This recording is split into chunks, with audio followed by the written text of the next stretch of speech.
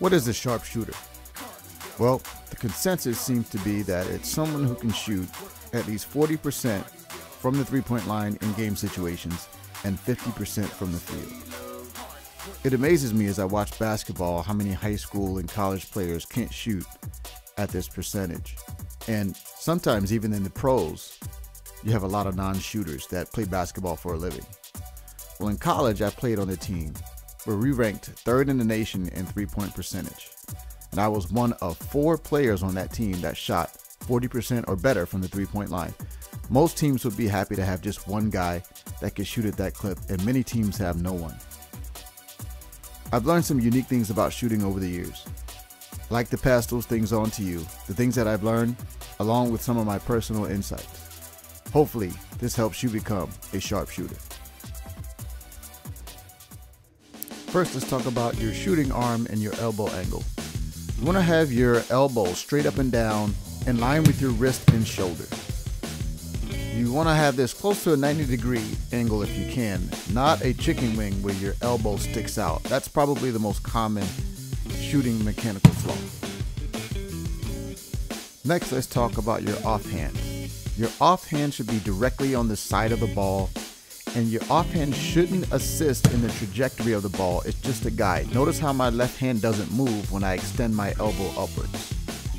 Only the shooting hand should control the ball's trajectory. Next, let's talk about how the ball should sit in your hand. Your index fingers should be pretty much dead center on the ball. And your fingers should be spread as wide as they can, almost as if you had webbed fingers. The skin between your fingers would be stretched out completely. Next, the ball should be resting on the pads of your fingers, not on your palm. The weight of the ball should be toward your fingertips, causing your wrist to flex backwards. If you don't do this, your shot's going to be short, flat, or both. This backwards flexing, you can get an idea what the reflex is if you pull your hand back and then release it. That forward flexing or that forward release of your hand is actually what causes the ball to be propelled forward a bit.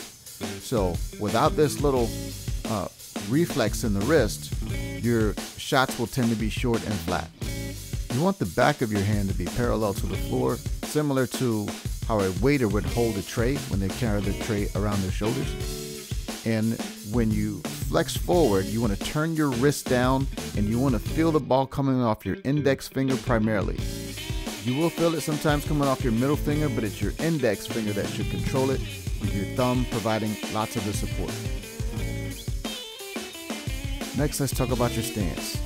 Your stance should be about shoulder width apart, with your strong foot or your shooting foot slightly ahead of your weak foot.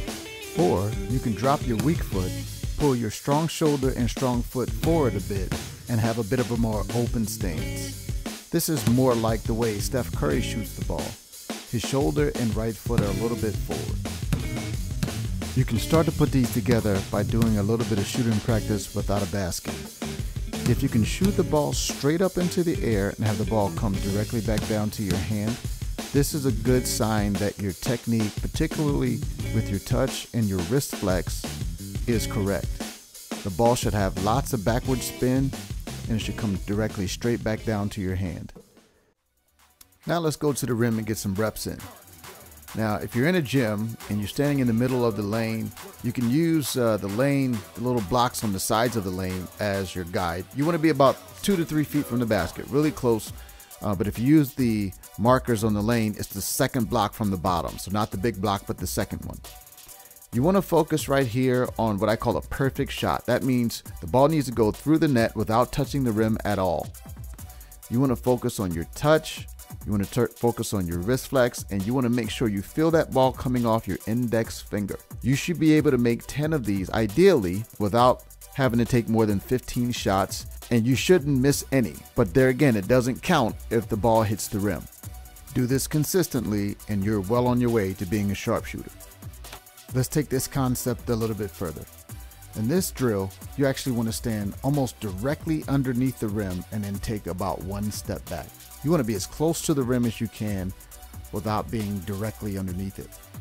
These shots are actually harder to make because they require even a better touch, even though it's closer to the basket.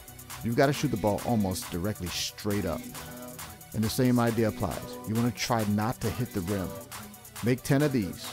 Now these you won't make at the same clip or percentage as the one where you're 2-3 feet away, but that's the whole idea. Master this shot and you'll be the master of touch.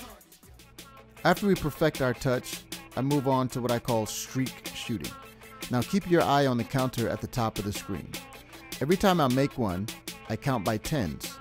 And my goal at this point is 100 because I want to make 10 in a row. But you'll notice when I get to 90 here, I'm going to miss one.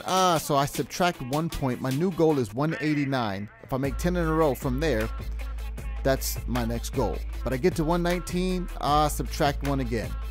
So now my new goal is 218. So the idea is you add 10 when you make one, subtract 1 point when you miss one, and then add 100 points from that number to give you your new goal. This just makes it easy to keep track of your streak. And then the final number you get when you finally hit your goal, so I hit my goal at 218, I use this number to derive my shooting percentage. I take the first 2 digits and I add 1, that'll give me my number of makes. You always add 1. I take the last digit and I subtract that number from 10, and that gives me my number of misses. Now 10 in a row may be ambitious for a new shooter or someone who's not quite a sharp shooter. So this has a built-in barrier to it. If you miss more than 10, this system doesn't work. So if you miss 10 before hitting your streak, you need to lower your streak. Maybe start at 5 in a row. But your shooting percentage is very important because when you're shooting in a gym by yourself, you need to shoot at about a 70% higher clip than you would in the game. So if your goal is to shoot 40% from 3, you need to shoot about 68% in a gym by yourself in order to have a chance to meet that clip. Respectively, if you want to shoot 50% from 15 feet, you need to shoot 85% in the gym by yourself. Now, there's no ironclad proof that this is the exact percentage you need to shoot, but it's a great rule of thumb. Just remember, guys, you got to get the reps in and you got to get your technique down. If you can shoot, you can play. So let's get in the gym, let's get the reps in, and let's get better every day. Peace.